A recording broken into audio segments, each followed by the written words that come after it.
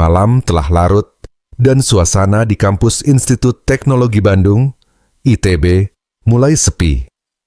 Sebagai salah satu universitas tertua dan bergengsi di Indonesia, ITB tidak hanya dikenal karena prestasinya, tetapi juga berbagai kisah mistis yang melingkupinya. Di antara mahasiswa, cerita tentang lorong sunyi yang berada di salah satu gedung tua menjadi bahan pembicaraan.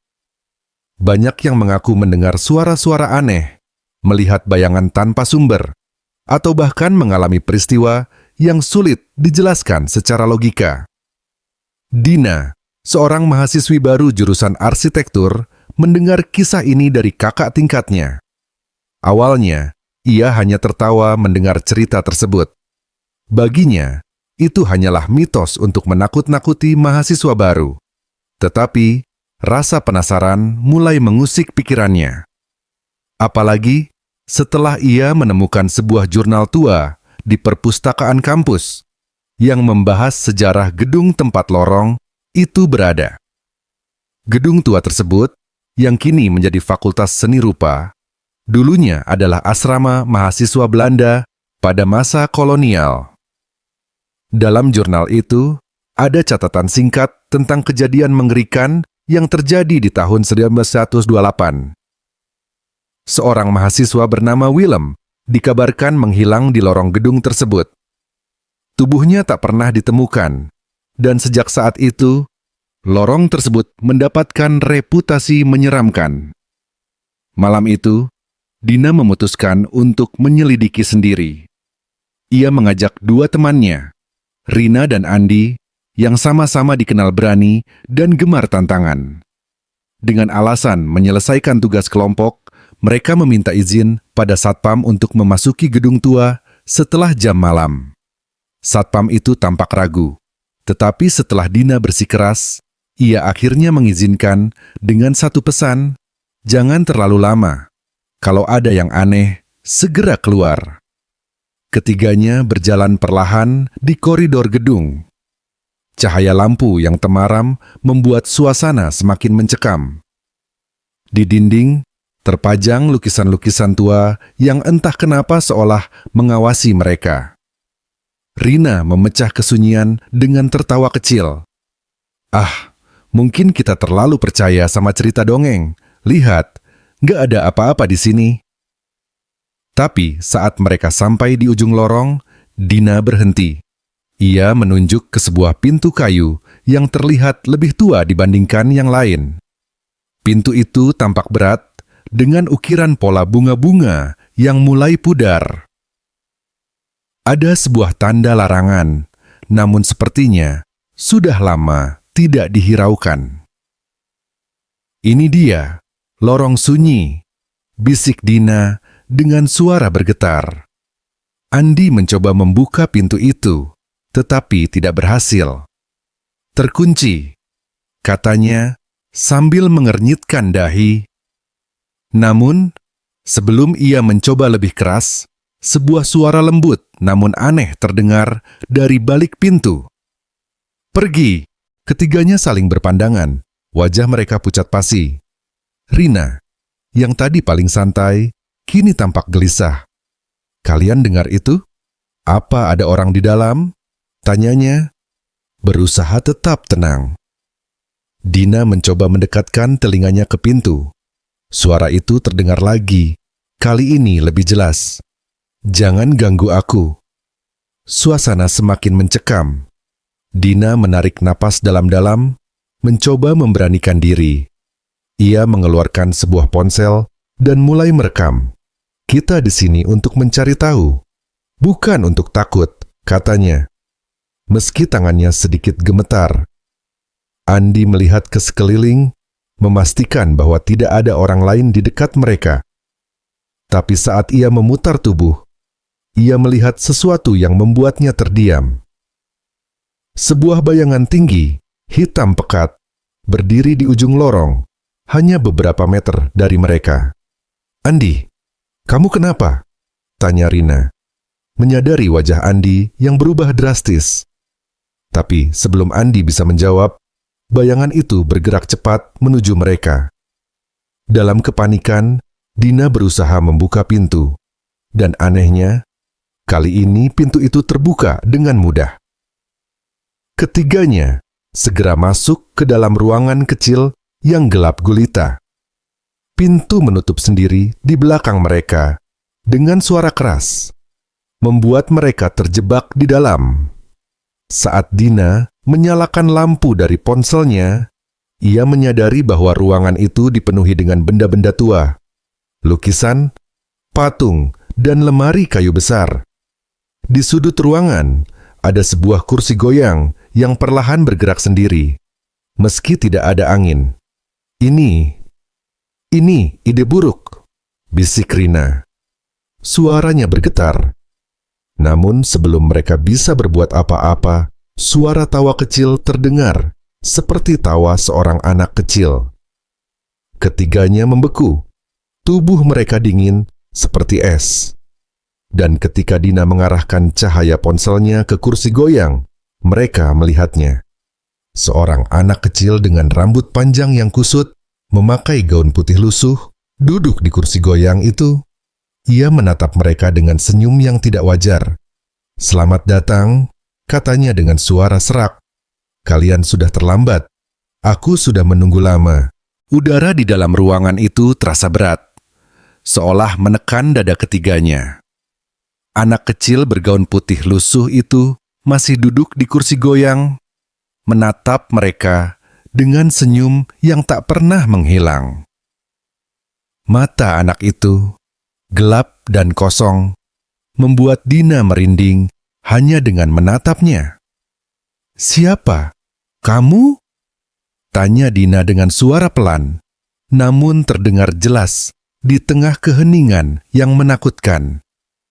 Anak kecil itu tidak menjawab. Ia hanya mengayunkan kursi goyangnya perlahan, suaranya berderit seperti kayu tua yang hampir patah. Tiba-tiba, anak itu menunjuk ke sudut lain ruangan dengan jari kecilnya yang tampak kaku. "Di sana," katanya dengan nada yang aneh, seperti suara dari dua orang berbeda berbicara bersamaan. Andi, yang sejak tadi membeku, menoleh ke arah yang ditunjuk. Cahaya dari ponsel Dina mengikuti arah jari anak itu. Di sudut ruangan yang gelap, terdapat sebuah lemari kayu besar dengan ukiran yang rumit. Pintu lemari itu sedikit terbuka, menampakkan kegelapan yang tampak lebih pekat dibandingkan ruangan itu sendiri. "Kita keluar saja," seru Rina. Suaranya pecah oleh rasa takut. Ia menarik lengan Dina, berharap temannya itu setuju. Namun Dina tidak bergerak. Matanya terpaku pada lemari tersebut. Di dalam pikirannya, ada dorongan kuat untuk mendekat, seolah lemari itu memanggilnya. Dina merasakan sesuatu yang aneh, seperti lemari itu menyimpan jawaban dari semua pertanyaan yang membuatnya penasaran. "Aku harus tahu," bisik Dina sambil berjalan perlahan mendekati lemari itu. "Dina, jangan bodoh," bentak Andi. Tetapi Dina tidak mengindahkan. Langkah-langkahnya begitu berat, setiap gerakan terasa seperti menembus air yang pekat. Ketika ia sampai di depan lemari, Dina berhenti. Tangannya gemetar saat menyentuh pintu kayu yang dingin. Perlahan, ia membuka pintu lemari itu hingga terbuka sepenuhnya. Tidak ada apa-apa di dalamnya, hanya kegelapan kosong yang terasa tidak wajar. Namun, tiba-tiba, Dina merasa udara di sekitarnya berputar. Angin dingin bertiup keluar dari dalam lemari, meskipun tidak ada ventilasi di ruangan itu. "Dina, apa yang kamu lihat?" tanya Andi. Suaranya tegang. Aku tidak tahu," jawab Dina. Ia mencoba menerangi bagian dalam lemari dengan ponselnya. Tetapi cahaya itu seolah diserap oleh kegelapan. Tiba-tiba, Suara anak kecil itu terdengar lagi, kali ini lebih pelan, namun penuh tekanan. Jangan lihat terlalu dalam, atau kamu akan tersesat. Dina menarik tangannya dengan cepat, mundur beberapa langkah dari lemari. Tapi saat itu terjadi, pintu lemari tertutup dengan sendirinya, diiringi suara keras yang menggema di seluruh ruangan. "Sudah cukup," kata Rina dengan panik. "Kita keluar sekarang." Andi mengangguk cepat, setuju dengan Rina. Mereka bertiga bergegas ke pintu tempat mereka masuk, tetapi pintu itu tidak mau terbuka. Dina mencoba memutar gagangnya dengan sekuat tenaga, tetapi pintu itu tetap terkunci rapat. "Tidak mungkin," seru Dina. "Tadi pintu ini terbuka." Di belakang mereka, suara langkah kaki kecil terdengar, mendekat dengan pelan. Rina berbalik dan langsung menjerit. Anak kecil itu sekarang berdiri, menatap mereka dengan senyum yang lebih lebar dari sebelumnya, menunjukkan gigi-gigi kecilnya yang tampak aneh dan tidak rata. "Kalian tidak bisa keluar," katanya dengan nada yang lebih menyeramkan. "Kalian harus bermain denganku." "Bermain apa?" teriak Andi, frustrasi sekaligus ketakutan. Anak itu tidak menjawab. Sebaliknya, ia mengangkat tangannya, dan tiba-tiba seluruh ruangan bergetar. Lukisan-lukisan di dinding jatuh dengan suara keras, sementara kursi goyangnya mulai bergerak sendiri, berayun cepat tanpa henti. Ketiganya hanya bisa berdiri kaku, terlalu takut untuk bergerak. Dina merasa ponselnya mulai panas di tangannya. Dan tiba-tiba, layar ponselnya mati. Sekarang, mereka benar-benar berada dalam kegelapan total. Namun, dari dalam kegelapan, suara tawa kecil itu kembali terdengar. Semakin keras dan semakin banyak, seolah berasal dari berbagai arah. Bukan hanya satu anak kecil, tetapi beberapa suara lain bergabung, membentuk paduan tawa yang menghantui. Rina mulai menangis. "Aku ingin pulang. Aku ingin pulang." Gumamnya berulang-ulang, memeluk tubuhnya sendiri. Dina, yang masih berusaha mengendalikan dirinya, mencoba berbicara dengan anak itu. "Kami tidak ingin mengganggu. Kami hanya ingin tahu apa yang terjadi di sini." Suara-suara tawa berhenti tiba-tiba, digantikan oleh keheningan yang memekakan telinga. Kemudian, anak itu berbicara lagi, kali ini dengan nada yang lebih serius. "Jika kalian ingin tahu, maka kalian harus melihat. Tapi ingat, tidak semua kebenaran itu indah." Tanpa aba-aba, pintu lemari kayu itu terbuka lagi dengan suara nyaring, dan dari dalamnya, sebuah tangan besar yang hitam pekat keluar, meraih udara seolah mencari sesuatu. Ketiganya melangkah mundur dengan panik, tetapi tangan itu semakin panjang, mendekati mereka dengan cepat. Saat tangan itu hampir menyentuh Rina, Dina menarik temannya dengan sekuat tenaga. "Lari!" teriak Dina. Ketiganya berlari ke arah yang berlawanan, menuju ke sudut lain ruangan. Anehnya, ruangan itu terasa lebih luas daripada yang mereka lihat sebelumnya, seolah mereka masuk ke dimensi lain. Namun, di tengah lari mereka, sebuah bayangan besar muncul di depan mereka, menghalangi jalan keluar. Bayangan itu berbentuk manusia, tetapi tidak memiliki wajah, hanya mata merah, menyala yang memandang tajam ke arah mereka. "Apa yang kalian cari?" tanya bayangan itu dengan suara yang dalam dan menggelegar. Ketiganya hanya bisa diam, terlalu ketakutan untuk menjawab. Dina mencoba menguatkan dirinya. Kami hanya ingin tahu apa yang terjadi di tempat ini."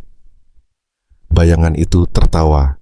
Suara tawanya menggema seperti ribuan orang berbicara bersamaan. Kalau begitu, bersiaplah untuk membayar harganya.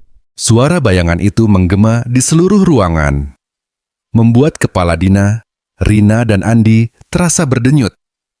Ketiganya berdiri terpaku di tempat, tidak mampu berpikir jernih. Bayangan besar tanpa wajah itu semakin mendekat, mengisi setiap sudut ruangan dengan kegelapan yang terasa hidup. "Apa maksudmu dengan harga?" tanya Dina, berusaha menahan ketakutannya. Bayangan itu berhenti.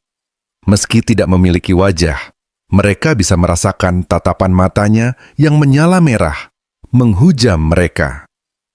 "Harga untuk kebenaran," jawabnya dengan suara serak. "Di tempat ini, tidak ada yang gratis. Kalian ingin tahu apa yang tersembunyi di sini? Maka kalian harus menyerahkan sesuatu." Andi, yang sudah mulai kehilangan kesabarannya, melangkah maju. "Dengar, kami tidak mau main-main lagi. Kami hanya ingin keluar dari sini. Kami tidak peduli dengan cerita-ceritamu." Bayangan itu tertawa pelan. Suara tawanya seperti bisikan ribuan orang di telinga mereka. "Keluar! Tidak ada yang keluar dari sini tanpa meninggalkan sesuatu." Tiba-tiba, bayangan itu mengangkat tangannya, dan ruangan mulai berubah. Dinding-dinding yang sebelumnya dipenuhi lukisan, kini berubah menjadi cermin besar yang memantulkan bayangan mereka. Namun, bayangan di cermin itu tidaklah normal. Di cermin, mereka melihat diri mereka yang pucat dengan mata cekung, seperti telah kehilangan jiwa. "Apa ini?" bisik Rina. Suaranya pecah oleh rasa takut. "Cermin ini menunjukkan masa depan kalian," kata bayangan itu. "Jika kalian tetap berada di sini terlalu lama, kalian akan menjadi bagian dari tempat ini. Tapi..." Ia berhenti sejenak, kemudian melanjutkan dengan nada yang lebih gelap. "Jika kalian ingin pergi, kalian harus memberikan sesuatu yang berharga." "Berharga?" Dina mengulang, bingung. "Kenangan," jawab bayangan itu singkat. Ketiganya saling memandang. Rina menggigit bibirnya, Andi menggeleng keras, dan Dina mencoba mencerna kata-kata itu. "Kenangan? Apa maksudmu?" "Serahkan satu kenangan paling penting dalam hidupmu, dan aku akan membuka jalan keluar," jawab bayangan itu dengan nada tegas. "Tapi ingat, begitu kalian menyerahkan kenangan itu, kalian tidak akan pernah bisa mengingatnya lagi. Itu akan lenyap selamanya." Andi langsung memprotes. "Tidak mungkin. Kenangan adalah bagian dari diri kita. Tanpa kenangan, kita bukan siapa-siapa." "Terserah kalian," kata bayangan itu santai. "Kalian bisa tinggal di sini selamanya, atau menyerahkan kenangan itu untuk kebebasan. Pilihan ada di tangan kalian." Dina merasa tubuhnya gemetar. Ia memandang cermin di depannya, dan bayangannya sendiri tampak memohon untuk segera keluar. Namun, di dalam hatinya, ia tahu bahwa harga yang diminta terlalu besar. Kenangan adalah hal yang paling berharga dalam hidupnya. Kenangan bersama keluarganya, teman-temannya, dan semua yang membentuk siapa dirinya sekarang. "Apa yang terjadi kalau kami tidak memilih?" tanya Dina, mencoba mengulur waktu. Bayangan itu tertawa. "Kalau kalian tidak memilih, kalian akan menjadi seperti mereka yang datang sebelumnya." Ruangan berubah lagi. Kali ini, mereka melihat sosok-sosok samar berdiri di sudut-sudut ruangan. Ada pria, wanita, bahkan anak-anak, semuanya dengan ekspresi kosong dan mata hampa. Mereka tidak bergerak, hanya berdiri di sana, seperti patung yang kehilangan jiwa. Rina menjerit pelan. Mereka ini apa?" "Mereka adalah orang-orang yang tidak mau membayar harga," jawab bayangan itu dingin. "Sekarang, mereka terjebak di sini selamanya." Andi mundur beberapa langkah, wajahnya pucat. Tidak, aku tidak mau menjadi seperti itu. Dina, Rina, kita harus keluar dari sini sekarang juga. Bagaimana caranya? Balas Rina dengan suara bergetar. Satu-satunya jalan adalah menyerahkan kenangan itu. Dina mencoba berpikir jernih, meskipun rasa takut menguasai dirinya. Tunggu, mungkin ada cara lain. Bayangan itu mendekat lagi, suaranya semakin dalam dan menekan. Tidak ada cara lain. Pilih sekarang, atau aku yang akan memilih untuk kalian. Suasana semakin mencekam. Dina merasa waktunya semakin sedikit. Ia menatap cermin di depannya, mencoba mencari petunjuk. Tiba-tiba, ia teringat sesuatu, jurnal tua yang ia temukan di perpustakaan. Willem, bisiknya pelan. Bayangan itu berhenti. Untuk pertama kalinya, ia tampak ragu. Dari mana kau tahu nama itu? Tanyanya dengan suara yang lebih keras. Dina menyadari bahwa ia telah menyentuh sesuatu yang penting. Ia melangkah maju, mencoba menutupi ketakutannya. Aku membaca tentang Willem. Dia juga menghilang di tempat ini, kan? Apa hubungannya dia dengan semua ini? Bayangan itu tidak menjawab, tetapi ruangan mulai berubah lagi. Kali ini, mereka melihat gambar seorang pemuda Belanda dengan rambut pirang dan mata biru, duduk di depan sebuah meja kayu. Di atas meja, ada buku catatan dan pena bulu. Willem adalah yang pertama, kata bayangan itu akhirnya. Dia datang ke tempat ini, mencari sesuatu yang tidak seharusnya ia temukan, dan pada akhirnya, ia menjadi bagian dari kegelapan ini. Dina merasakan sesuatu dalam hatinya. Willem, mungkin ia adalah kunci dari semua ini. Tapi bagaimana caranya menemukan jawabannya di tengah kegelapan ini? Kalau begitu, apa yang sebenarnya dia cari? Tanya Dina, mencoba mendapatkan lebih banyak informasi. Bayangan itu mendekat lagi. Kali ini suaranya lebih pelan. Dia mencari kebenaran, sama seperti kalian, tapi kebenaran itu memiliki harga. Dina menoleh ke Rina dan Andi. Aku pikir kita harus mencari tahu lebih banyak tentang Willem. Mungkin dia meninggalkan sesuatu di tempat ini yang bisa membantu kita. Rina menggeleng dengan panik. Tidak, Dina. Kita sudah terlalu jauh. Kita harus keluar dari sini sekarang, apapun caranya. Kalau kita menyerah sekarang, kita tidak akan pernah tahu apa yang sebenarnya terjadi di sini, jawab Dina tegas. Bayangan itu tampak tertarik dengan perdebatan mereka. Baiklah, katanya, aku beri kalian waktu. Tapi ingat, waktu kalian terbatas.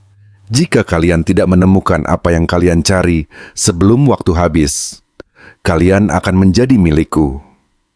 Ruangan kembali gelap. Ketiganya hanya bisa berdiri diam, mencoba mengatur napas, dan memutuskan langkah berikutnya.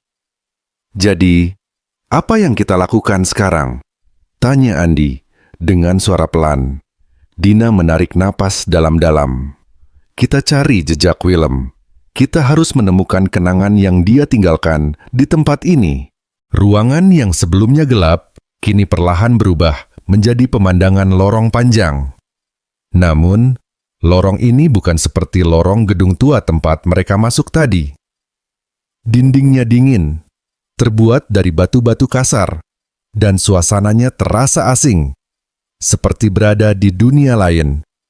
Di kejauhan, sebuah cahaya redup tampak berkelap-kelip, seolah mengundang mereka untuk mendekat. Dina, Rina, dan Andi saling berpandangan, mencoba mencari keberanian dari satu sama lain. Itu mungkin petunjuk, kata Dina sambil menunjuk ke arah cahaya. Kita harus pergi ke sana. Rina menggigit bibirnya, masih diliputi rasa takut. Dan kalau itu jebakan, bayangan itu Tidak bisa dipercaya, Dina. Kita sudah cukup jauh masuk ke dalam kengerian ini. Aku ingin pulang. Kita tidak punya pilihan, balas Dina tegas. Kalau kita tidak menemukan apa-apa, kita akan terjebak di sini. Willem pasti meninggalkan sesuatu yang penting, dan aku yakin itu ada di sana. Andi menghela napas panjang. Baiklah, tapi kalau sesuatu terjadi, aku akan melindungi kalian. Kita harus tetap bersama. Dengan langkah hati-hati, mereka mulai menyusuri lorong. Semakin mendekati cahaya, suasana menjadi semakin mencekam. Suara-suara aneh mulai terdengar dari dinding di sekitar mereka, seperti bisikan orang-orang yang sedang berdoa dalam bahasa yang tidak mereka pahami. Dina mencoba untuk tidak terlalu memikirkannya, tetapi bisikan itu semakin keras, hampir seperti berbisik langsung di telinganya. "Dengar itu?" tanya Rina. Suaranya hampir tidak terdengar. "Cuma suara-suara," kata Dina. Meskipun ia sendiri tidak yakin. Kita harus tetap fokus. Saat mereka mendekati cahaya, mereka melihat bahwa sumbernya adalah sebuah ruangan kecil dengan pintu setengah terbuka. Di dalamnya, ada meja kayu dengan sebuah buku tebal yang tergeletak di atasnya. Cahaya itu tampaknya berasal dari buku tersebut, memancarkan aura keemasan yang aneh. "Sepertinya itu milik Willem," kata Dina sambil melangkah maju. Namun, ketika ia mendekati meja, ruangan tiba-tiba bergetar dan pintu di belakang mereka tertutup dengan suara keras. Dina, Rina, dan Andi langsung berbalik, mencoba membuka pintu, tetapi sia-sia. "Kita terjebak lagi!" seru Rina dengan panik. Dina menatap buku di meja dengan ragu. "Mungkin ini yang kita cari," katanya. Ia meraih buku itu dan membukanya perlahan. Di dalamnya terdapat tulisan tangan yang rapi dalam bahasa Belanda. Andi, yang memiliki sedikit pengetahuan tentang bahasa Belanda, mencoba membacanya. "Ini seperti catatan harian," katanya sambil memeriksa halaman-halamannya. Willem menulis tentang eksperimennya, tentang sesuatu yang disebut lorong dimensi. "Lorong dimensi?" ulang Rina. Andi mengangguk. Dia percaya bahwa ada pintu ke dunia lain di kampus ini. Sebuah dimensi yang penuh dengan kenangan, mimpi, dan bayangan dari orang-orang yang pernah hidup. Dia mencoba membukanya, tetapi ternyata pintu itu tidak hanya membawa kenangan. Ada sesuatu yang lain, sesuatu yang gelap. "Jadi itu yang kita hadapi sekarang?" tanya Dina, merasa bulu kuduknya berdiri. Andi melanjutkan membaca. Di catatan ini, Willem menulis bahwa dia menemukan cara untuk melarikan diri. Tapi dia harus meninggalkan sesuatu yang sangat berharga baginya. "Kenangan," bisik Rina, seperti yang dikatakan bayangan tadi. Namun, Andi menggeleng. Tidak hanya kenangan. Willem menulis bahwa dia harus meninggalkan jiwanya di tempat ini. Dia menyebutkan bahwa jiwanya menjadi bagian dari bayangan yang menjaga dimensi ini. Itu sebabnya dia tidak pernah kembali. Kata-kata itu menggema di kepala Dina. Jadi Willem, dia menjadi bagian dari bayangan itu? Andi mengangguk pelan. Tampaknya begitu. Tapi ada satu hal lagi. Willem menulis bahwa jika ada yang cukup berani, mereka bisa memutus siklus ini. Mereka harus mengembalikan sesuatu yang diambil oleh bayangan itu ke tempat asalnya. Tapi itu sangat berbahaya. "Apa yang diambil oleh bayangan itu?" tanya Rina, suaranya hampir tak terdengar. Andi membalik beberapa halaman lagi, lalu berhenti. "Lukisan." Willem menulis bahwa ada sebuah lukisan yang disimpan di ia. Dalam dimensi ini, lukisan itu adalah kunci untuk menghentikan semua ini. Kalau kita bisa menemukan lukisan itu dan membawanya keluar, kita mungkin bisa menghancurkan dimensi ini selamanya. Lukisan, ulang Dina. Di mana kita bisa menemukannya? Namun, sebelum Andi bisa menjawab, ruangan kembali bergetar. Cahaya dari buku itu tiba-tiba padam, meninggalkan mereka dalam kegelapan total. Suara tawa kecil mulai terdengar lagi, semakin dekat dan semakin mengerikan. Kalian tidak boleh menyentuh itu. Suara anak kecil yang mereka temui sebelumnya bergema di sekitar mereka. Cahaya redup kembali muncul, dan kali ini mereka melihat anak kecil itu berdiri di sudut ruangan, memegang boneka lusuh di tangannya. Tapi kali ini, wajah anak itu tampak berbeda. Matanya kosong, dan mulutnya melengkung menjadi senyuman yang terlalu lebar untuk ukuran wajah manusia. Kalian tidak boleh membawa apa yang bukan milik kalian, katanya dengan nada mengancam. Andi berdiri di depan Dina dan Rina, mencoba melindungi mereka. Kita hanya ingin keluar dari sini. Beri kami lukisan itu, dan kami akan pergi. Anak kecil itu tertawa. Suaranya bergema di ruangan. Lukisan itu bukan untuk kalian. Jika kalian ingin memilikinya, kalian harus melewati aku terlebih dahulu. Tiba-tiba, ruangan berubah menjadi labirin gelap dengan dinding-dinding batu tinggi. Anak kecil itu menghilang, meninggalkan suara tawanya yang menggema. Dina memegang tangan Rina erat-erat. Kita harus tetap bersama, kata Dina. Andi mengangguk. Kita cari jalan keluar, atau setidaknya kita temukan lukisan itu.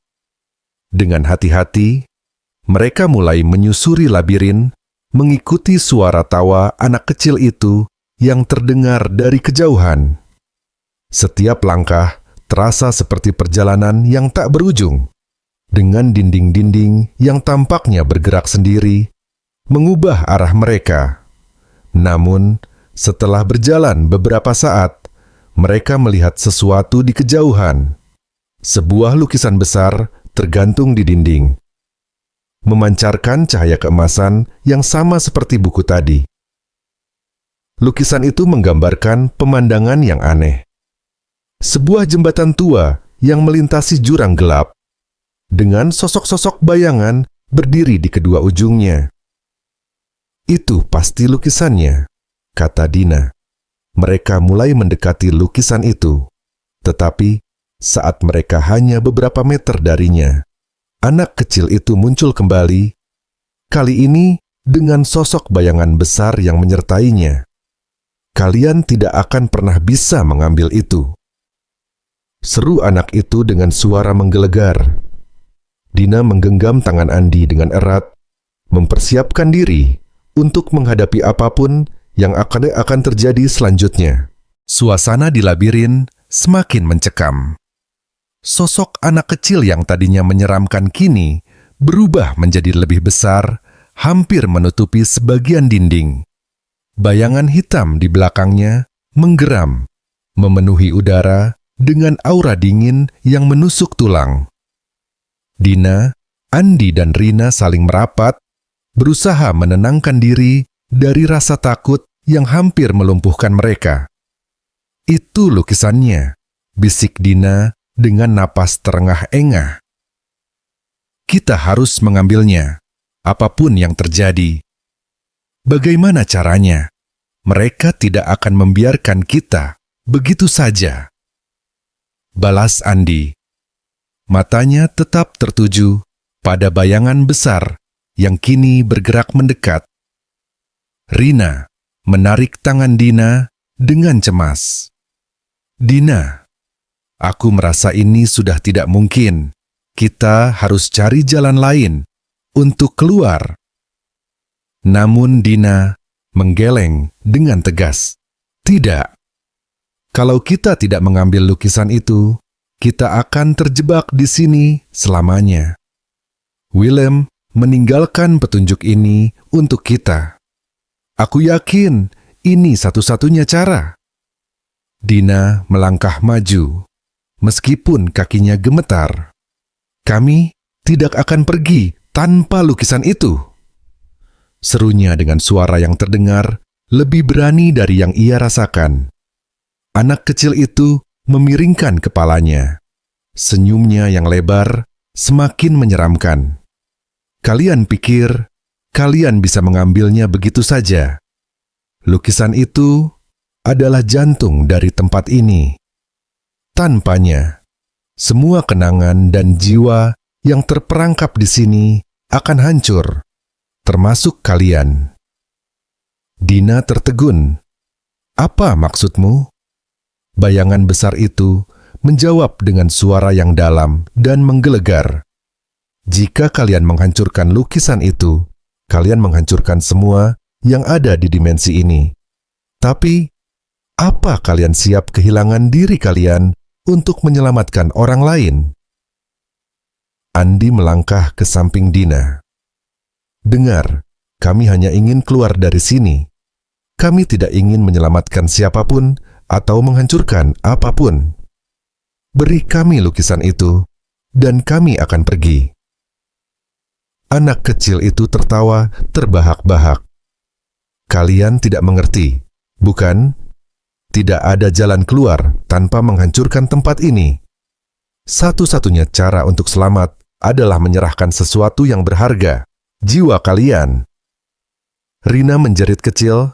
Langkahnya mundur beberapa langkah. Tidak ada yang akan menyerahkan jiwanya.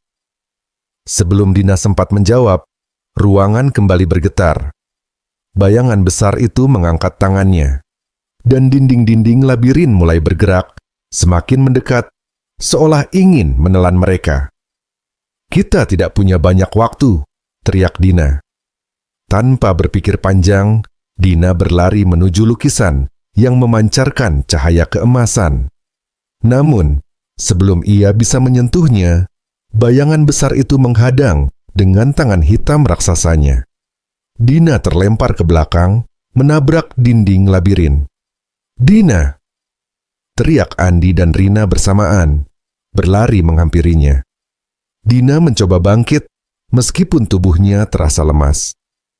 Ia menatap lukisan itu dengan tekad yang membara. "Kita harus menghancurkan lukisan itu," katanya dengan suara lirih, tetapi tegas. Andi menatapnya tidak percaya. "Apa? Kalau kita menghancurkannya, kita juga mungkin tidak akan selamat. Tapi kalau kita tidak menghancurkannya, tempat ini akan terus ada, dan kita akan terjebak di sini seperti Willem." Balas Dina. "Kita harus mengambil risiko." Rina gemetar. "Aku tidak mau mati di sini. Dina, aku tidak bisa." "Percayalah padaku," potong Dina sambil menggenggam tangan Rina. "Ini satu-satunya cara. Kita harus mencoba." Dengan segala keberanian yang tersisa, Dina berdiri dan melangkah lagi ke arah lukisan. Kali ini, ia merasakan sesuatu yang berbeda. Buku catatan Willem yang sebelumnya ia bawa tampak bergetar di dalam tasnya. Ia mengeluarkannya, dan sebuah halaman yang sebelumnya kosong kini terisi tulisan yang bercahaya. "Hancurkan bayangan dengan cahaya, kenangan yang kau miliki adalah kunci."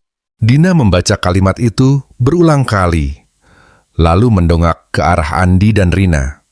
"Kenangan, itu jawabannya." Andi mengerutkan dahi. "Apa maksudmu?" "Bayangan ini ada karena mereka mengumpulkan kenangan dari semua yang terperangkap di sini," jelas Dina. "Tapi, kalau kita menggunakan kenangan kita sendiri, mungkin kita bisa melawan mereka." Rina terisak. "Tapi kenangan apa yang bisa kita gunakan?" Dina menutup matanya. mengingat momen-momen terindah dalam hidupnya. Pelukan hangat ibunya, tawa teman-temannya, malam-malam penuh canda dengan Rina dan Andi. Semua itu membentuk dirinya. Ia tahu kenangan itu berharga, tapi jika itu adalah satu-satunya cara, ia rela kehilangan semuanya. Tanpa ragu, Dina membuka buku catatan Willem dan menaruh tangannya di atasnya. "Aku serahkan kenanganku," katanya dengan suara gemetar.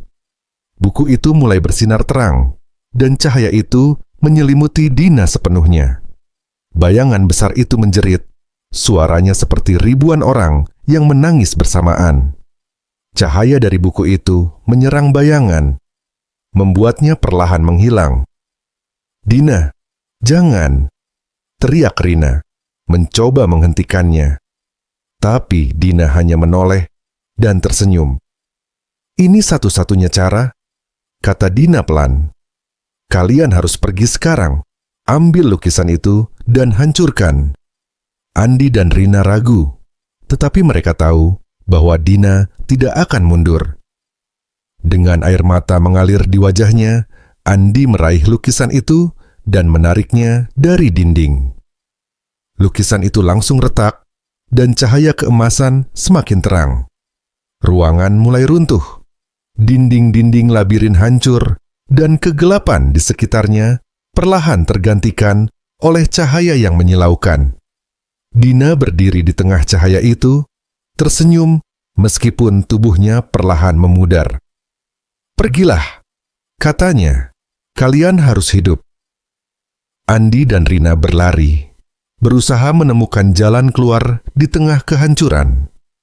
Ketika mereka akhirnya melihat pintu yang terbuka di kejauhan, mereka berlari sekuat tenaga, meninggalkan dimensi itu selamanya.